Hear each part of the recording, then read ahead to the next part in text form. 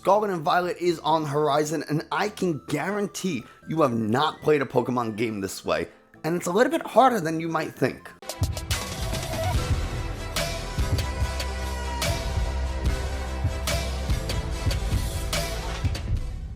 Hey everybody, Nick from 9Card TCG, and I am back from vacation. Now, we're going to be doing two things in this. First, we're going to be talking about a challenge mode for Scarlet and Violet. Two, we're going to be pulling a winner for our giveaway. If you didn't know we're doing a giveaway, it's a little late. We're already pulling the winner, so that's unfortunate, but make sure you subscribe to the channel and follow me on Twitter because we will be doing future giveaways, so, stay on the lookout for that. Now, what is this challenge?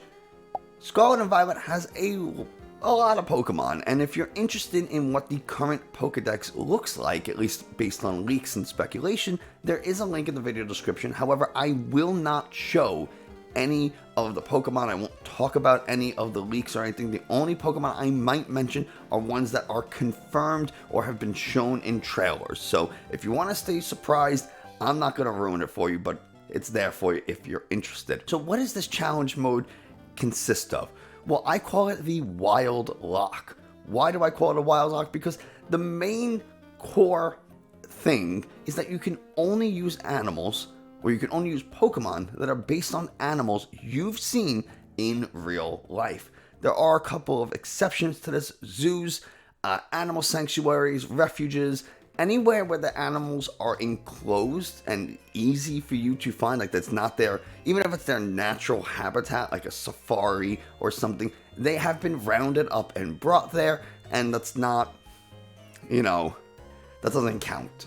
You have to have seen it in the wild, hence Wild Lock. Now, this does change the rules of a Nuzlocke. What's a Nuzlocke very quickly? If a Pokemon faints in battle, it is never to be used again. It's considered dead, unfortunately. You have to nickname all your Pokemon, and you can only use or get one Pokemon per route. Now, because the nature of this is not random, you're choosing from a pool of Pokemon. You might not be able to do random encounters. If you can use overworld Pokemon because one, Pokemon or animals exist in the world, just like they exist in the overworld in the game. So you can go up to an animal or a Pokemon that you've seen in life and engage it in battle and try to catch it. So you don't have to worry about the random part of it. I'm not going to add that to it. You could and just continue to do random encounters until you get a Pokemon that's based on an animal you've seen. You could do that if you want and really make it challenging, because technically you don't know what animals you will find on a given day. So that's the thing. But the main idea is to only use Pokemon that are based on animals you've seen in the wild. And you can make it a Nuzlocke, you can make it not, you can not use items in battle if you don't want to, you can put it on set mode if you want to. You can make it as difficult as you want, but choose the Pokemon based on animals you've seen. It's time to do a giveaway. I kind of just am slapping this somewhere in the video, so cool, enjoy. You can see that this is the URL for the video. It's the same as the other, the video, this one, the Ranking Lost Origins video. It's the one I told you to go comment on to enter the giveaway. I'm filtering duplicate users so that no one is getting more than one chance to enter. And I'm including replies to comments because I want people to, if they reply to my pinned comment, I want them to be included as well. You don't have to enter any specific text. I'm not blacklisting or excluding anyone, not adding any extra enters, and there's only, we're going to remove winner from list after draw because we're going to have a couple of winners. We're going to have a few. So we are going to be having 6 winners. The first one of them is going to win the trainer's toolkit that I have behind me, and the other 5 are going to be winning a variety of codes. In order to claim your prize, you have to reach out to me either on Twitter or Discord, links in the video description. And we're just going to pull some winners. So let's go ahead and get to it. So we're going to do this is a little, I don't know if you'll be able to see the person. So I guess we'll just do the trainer toolkit first, right? And then everyone after is going to get some codes. So here we go. who's going to be winning it? It can't be me. So Thomas 0_0 Pikachu Poutoutes to win the championship. Last in tier 1.5. That's just the way it goes. So 61 total entries. Thomas 0_0. You win the Trainer's Toolkit. Please reach out to me on Twitter or Discord like I just said. Now, I'm going to be taking some screenshots of this so that I can keep track of all this. This way I know who won what. So this is Trainer's Toolkit. And then I know everyone else is getting codes. So that's fun. Alright, let's pull another winner. So now everyone else from here is going to be winning 50 random Pokemon TC or PTCGO codes. So, okay, enjoy your 50 codes. Who is it? That's me. I can't win. I should exclude myself, I guess.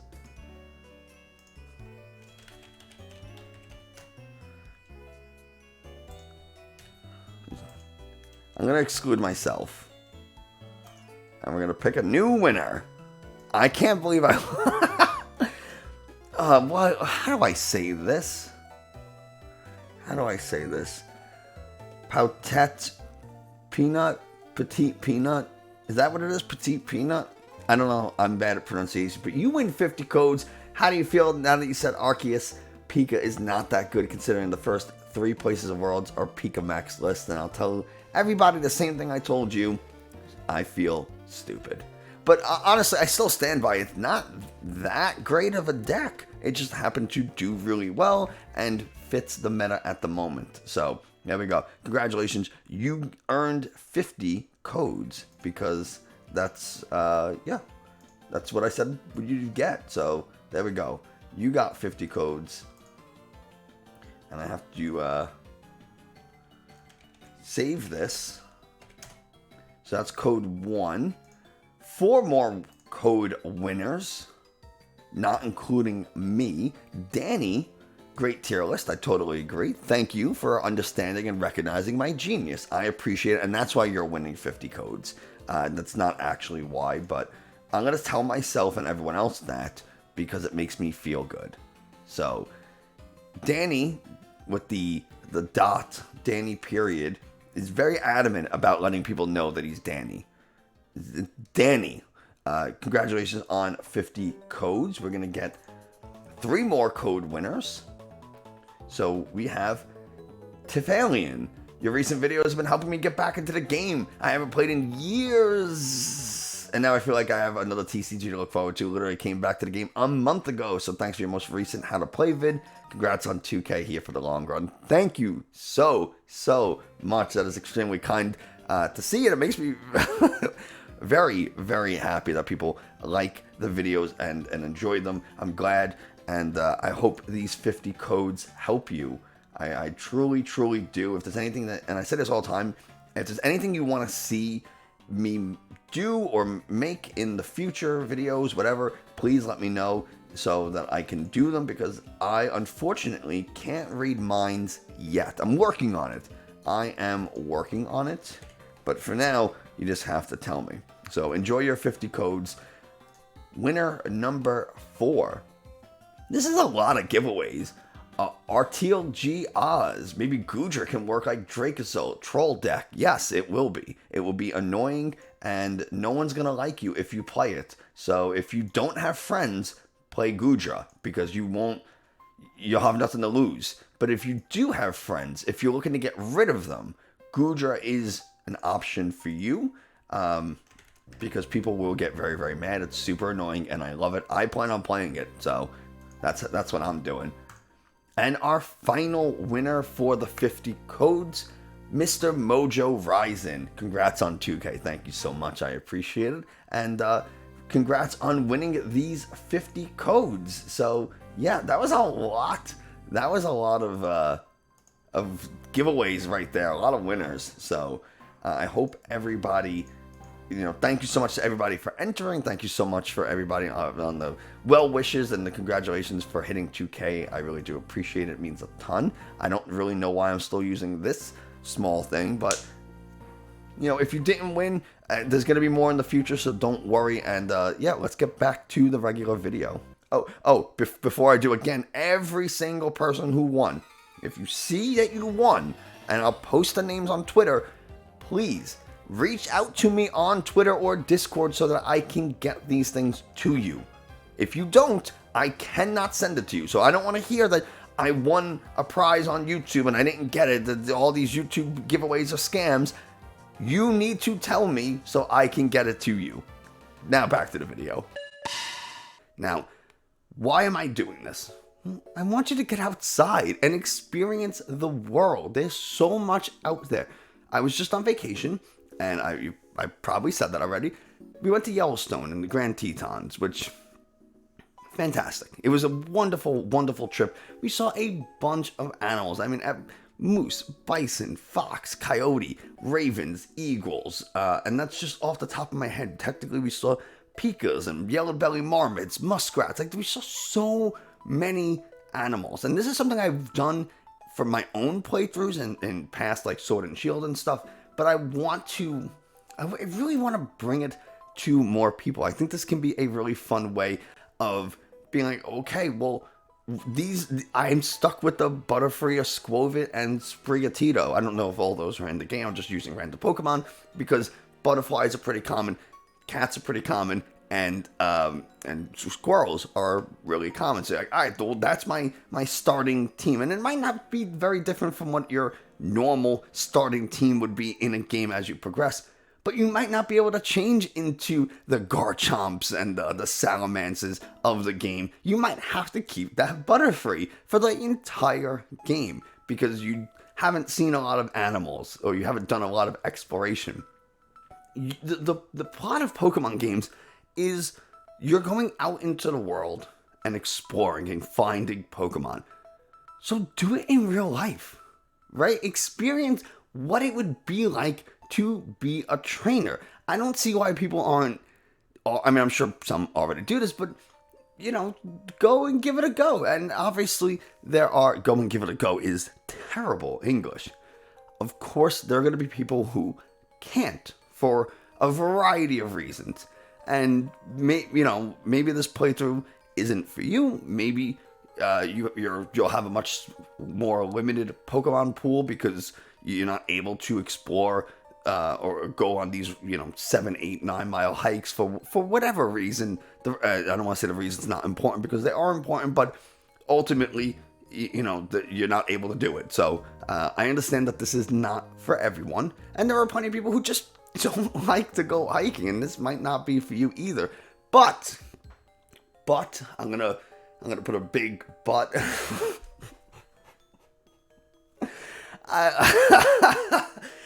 I've like forgotten how to make YouTube videos in the week that I've been gone, which is not great. Anyway, the caveat here is that you have to go and explore, and please be safe when you go explore. Make sure you tell someone where you're going. Go with someone. Carry if you're in an area like Yellowstone, carry bear spray, please.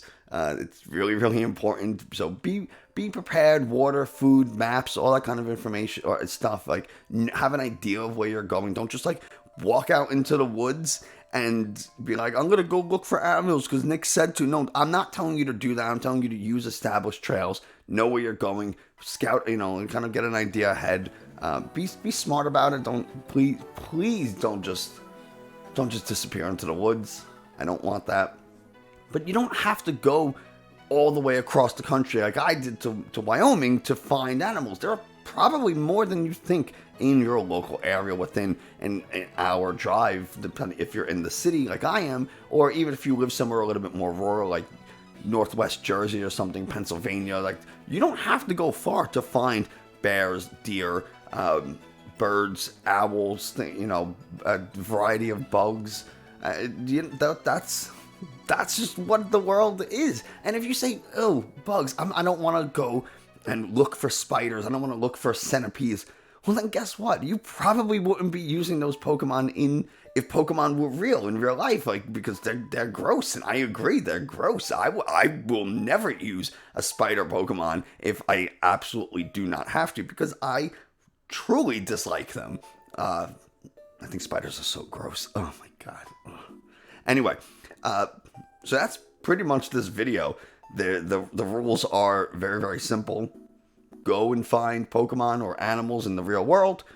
Translate them to Pokemon. You don't have to be hyper specific. Ursaluna is based on a grizzly bear. They both have the hump on behind their neck, like on their shoulders. Golduck is like a duck platypus thing, but it's still a duck. I still consider it a duck. I don't know if you do, but that's, Kingler is technically a fiddler crab. One claw is bigger than the other. That's fiddler crabs. You don't have to be hyper specific. You can if you want. If you want to make it that much more of a challenge, you certainly can, but you don't have to. If you're like, oh, I went crabbing and I caught a blue crab, it's good enough, right? It's good enough. We went to Yellowstone. We didn't see a grizzly. We saw black bears. It's good enough, right? You don't have you.